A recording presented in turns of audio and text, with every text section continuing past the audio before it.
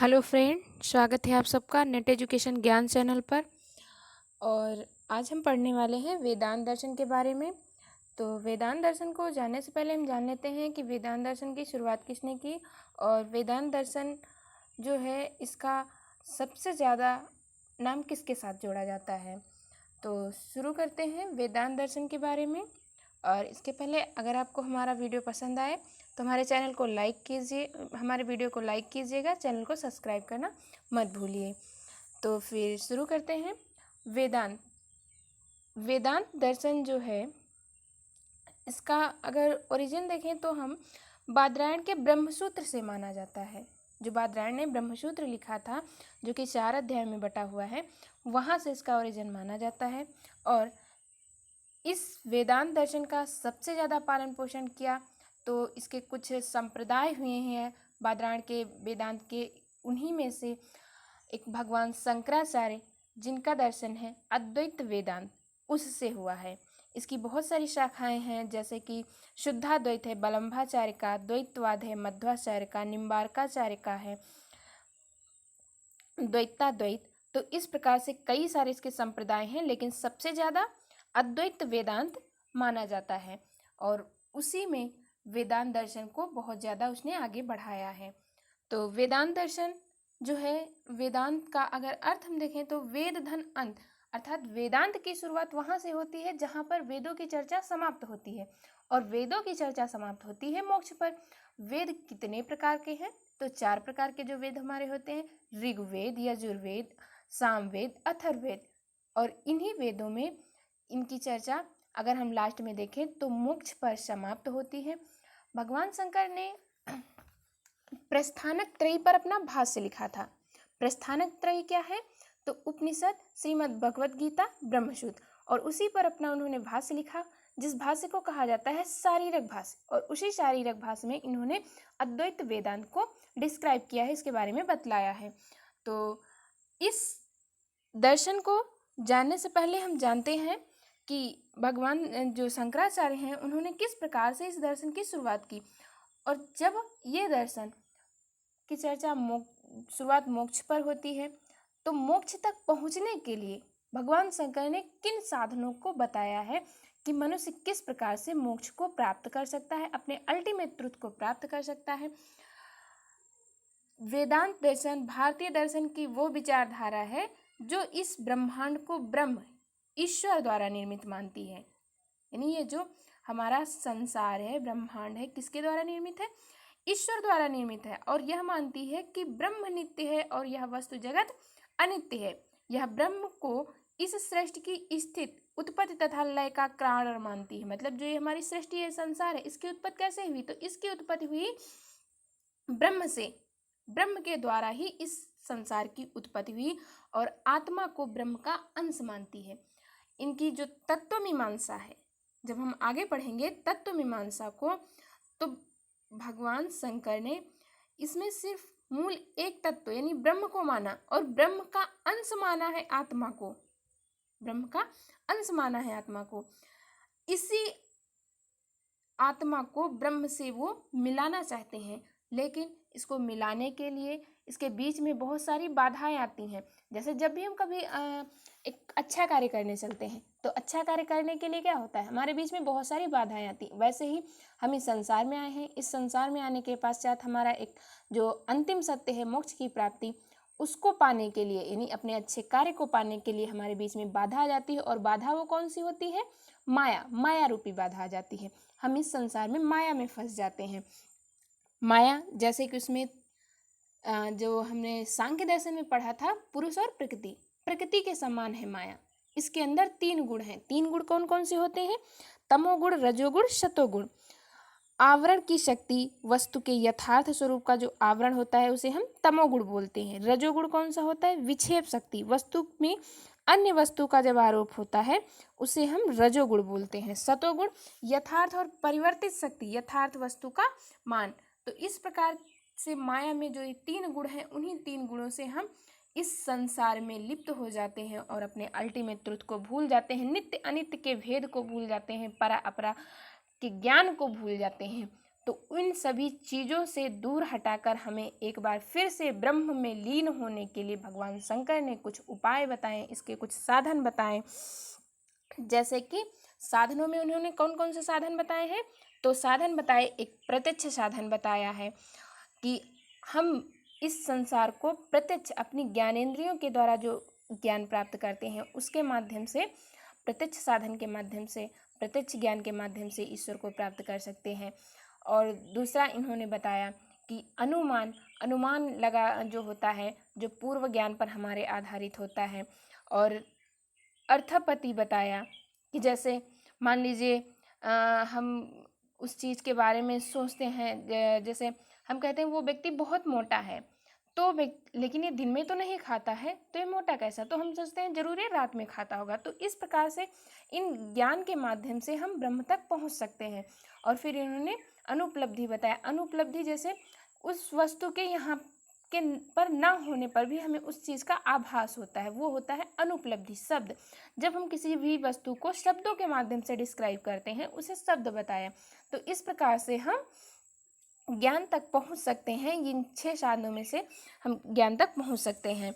और जैसे कि हम देखें शंकराचार्य का कथन, तो उन्होंने क्या बताया कि ब्रह्म सत्यम जगन मिथ्या जीवो ब्राह्मण न परा। इनका पूरा दर्शन इनकी इसी एक स्टेटमेंट पर टिका हुआ है। ब्रह्म सत्य है, जगत मिथ्या है, जीव का ही नाम ब्रह्म पड़ा हुआ है। यानी ब्रह्म और जीव जो है वो दोनों अलग अलग नहीं हैं, दोनों एक हैं। ब्रह्म का हिस्सा है जीव। अर्थात जिस प्रकार से हमारा ये शरीर है, ह्यूमन बॉडी है, उसमें हर एक पार्ट अलग अलग है। अगर एक पार्ट हमारे शरीर से किसी भी एक पार्ट को अलग कर दिया जाए, मान लीजिए हाथ को अलग कर दिया जाए शरीर से, तो हाथ का कोई अस्तित्व तो नहीं रहता है। ठीक उसी प्रकार से अगर ब्रह्म को जीव से अलग कर दिया जाता है या जीव को ब्रह्म से अलग कर दिया जाता है तो जीव का कोई अस्तित्व तो नहीं रहता है, तो जीव को ब्रह्म में मिलना ही पड़ता है। उसी प्रकार से जैसे हाथ जब हमारे शरीर में आ जाता है तो उसका एक अपना कार्य हो जाता है, तो इसी प्रकार से हमारी जब जीवात्मा ब्रह्म में मिलती है तब उसका अपना कार्य सिद्ध हो जाता है।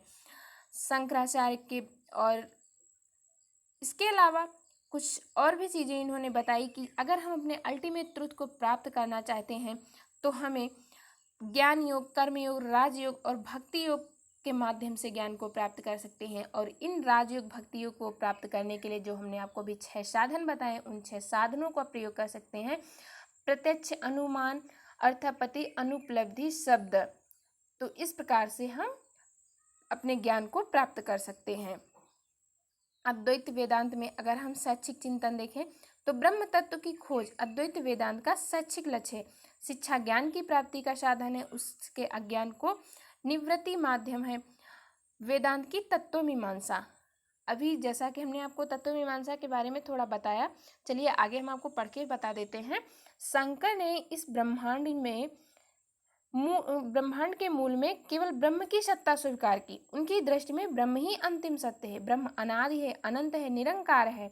ब्रह्म अपने अंदर माया की शक्ति का निर्माण करता है, मतलब ब्रह्म के अंदर ही एक ऐसी शक्ति है जिससे वो इस माया का निर्माण करता है। और जब वो इस माया का निर्माण करता है, जैसे कि हमने सांख्य दर्शन में पढ़ा था कि प्रकृति के गुणों का जब सामंजस्य टूटता है तब इस सृष्टि का विकास होता है। ठीक उसी प्रकार से जब ये माया उत्पन्न होती है, माया को उत्पन्न करता है ब्रह्म, और उसी माया के गुणों का जब सामंजस्य टूटता है, यानी पुरुष यानी हमारी जो आत्मा है, यानी जीवात्मा जो है, वो जब माया के इस जाल में फंस जाती है तो सृष्टि का निर्माण प्रारंभ हो जाता है, यानी इस वस्तु जगत का निर्माण प्रारंभ हो जाता है। माया ना तो सत्य है ना असत्य, माया अनिर्वचनीय है।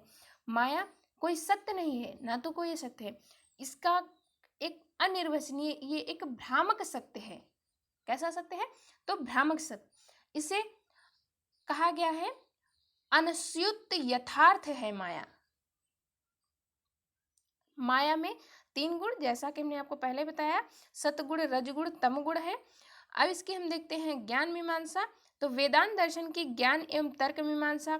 शंकर ने ज्ञान मीमांसा में 2 प्रकार के ज्ञान को स्वीकार किया। एक अपरा यानी लौकिक, जिस संसार में हम आप रहते हैं, यानी ये भौतिक संसार, ये है अपरा जगत। एक है परा जगत। यानी जहाँ पर ईश्वर रहता है, ब्रह्म रहता है, आध्यात्मिकता। तो हमें इस परा और अपरा के भेद को जानना है, तभी हम कहाँ पहुँच सकते हैं, उस अल्टीमेट ट्रूथ यानी अंतिम सत्य तक पहुँच सकते हैं। परा ज्ञान ही सच्चा ज्ञान है और इसी को प्राप्त करके हम मुक्ति पा सकते हैं। परंतु मनुष्य इस संसार में आने के बाद माया में फंस जाता है और माया में फंस करके वो क्या करता है, इस संसार के कार्य में लिप्त हो जाता है और अपना लक्ष्य भूल जाता है। तो उस लक्ष्य को भूलने से रोकने के लिए परा और अपरा में उसे भेद करना आना चाहिए। इसको भगवान शंकर ने बताया और इसके लिए उन्होंने क्या बताया कि अगर हम परा और अपरा का ज्ञान प्राप्त करना चाहते हैं तो इसके लिए हमें कुछ साधन है, उनको अपनाना है। जैसे श्रवण मनन निधिध्यासन। श्रवण क्या होता है? श्रवण होता है किसी भी चीज को, यानी जब हमारे गुरु हमें ज्ञान दे रहे हों तो उस ज्ञान को ध्यान पूर्वक सुनना, फिर उस ज्ञान को मनन अपने आप में आत्मनिष्ठ करना, आत्मा में अपनी उतार लेना। निधिध्यासन, गुरु की बात को एकाग्रता पूर्वक सुनना। जैसे क्लास में आपको गुरु पढ़ाते हैं, तो जब तक आप अपने गुरु की बातों को ध्यान से सुनेंगे नहीं, फिर उसको अपने आप में आत्मनिष्ठ नहीं करेंगे, उसका चिंतन मनन नहीं करेंगे, तब तक आपको उनकी बात समझ में नहीं आएगी। निधिध्यासन, गुरु की बात को एकाग्रता पूर्वक सुनना, ध्यान केंद्रित करके सुनना, तभी आप इसको प्राप्त कर सकते हैं। और इन चीज़ों को पाने के लिए भी कुछ नियम है, कुछ उसके साधन हैं। जैसे सम है, दम है, तितिक्षा, उपरति। सम, दम, तितिक्षा, उपरत। सम क्या होता है? अपने मन पर हमें नियंत्रण करना है। दम, इंद्रियों पर नियंत्रण करना है। तितिक्षा, विपरीत परिस्थितियों में दुख सहन करने की इच्छा। उपरति होती है जब कभी एक विषय में अपने मन को हटा लें और फिर उस विषय पर हम अपना ध्यान ना ले जाएं। तो जब इस प्रकार से हम अपने मन को अपने काबू में कर लेते हैं, अपनी इंद्रियों को काबू में कर लेते हैं और अपनी विपरीत परिस्थितियों में दुख सहन करने की हमारी जो इच्छा होती उसको काबू कर लेते हैं और अपने मन को एकदम एकाग्रता पूर्वक हम स्थिर कर लेते हैं, तब हम श्रवण मनन निधिध्यासन अच्छे से कर सकते हैं।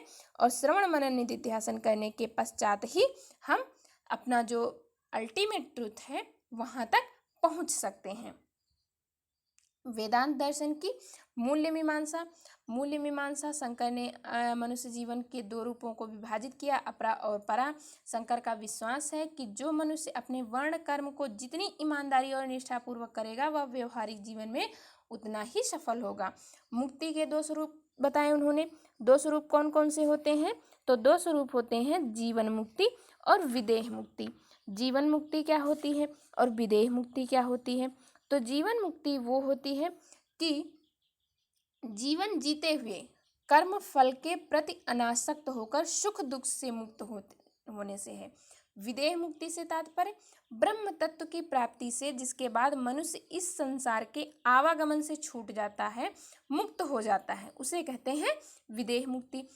तब जाकर के हम अपने उस परम तत्व, उस अंतिम लक्ष्य तक पहुंच पाते हैं जिसको भगवान शंकर ने बताया। जहाँ तक हमें पहुंचना है उसके लिए जो साधन बताए, उन साधनों को पर चल करके हम यहाँ तक पहुंच सकते हैं, यानी जीवन मुक्ति या विदेह मुक्ति तक पहुंच सकते हैं और अपना अंतिम लक्ष्य प्राप्त कर सकते हैं। इसके कुछ मूल सिद्धांत बताए आदिगुरु शंकराचार्य ने।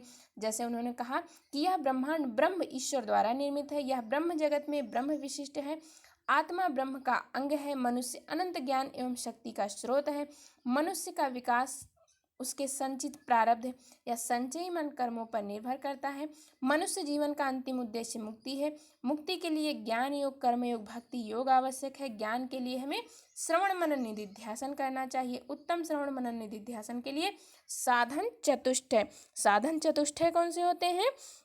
सम, दम, तितिक्षा, उपरति और श्रद्धा। इस प्रकार से हम साधन चतुष्टय के माध्यम से श्रवण मनन निधिध्यासन अच्छे से कर सकते हैं।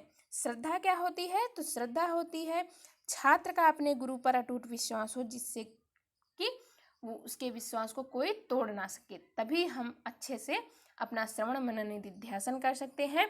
और हमने आपको जो इसकी शाखाएं बताई थी, जो इसके संप्रदाय हुए हैं वेदांत दर्शन के कई सारे, उनमें जैसे कि द्वैताद्वैत था जिसके प्रतिपादक आचार्य निम्बार्काचार्य थे। शुद्धाद्वैत था बलम्भाचार्य थे। द्वैतवाद था मध्वाचार्य थे।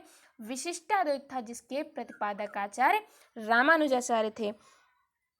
और फ्रेंड, इसके अनुसार अगर हम इसके उद्देश्य देखें तो वेदांत दर्शन के अनुसार मात्र उद्देश्य बालक को अज्ञान से दूर होकर के उसको सत्य ज्ञान की प्रतीति करवाना है।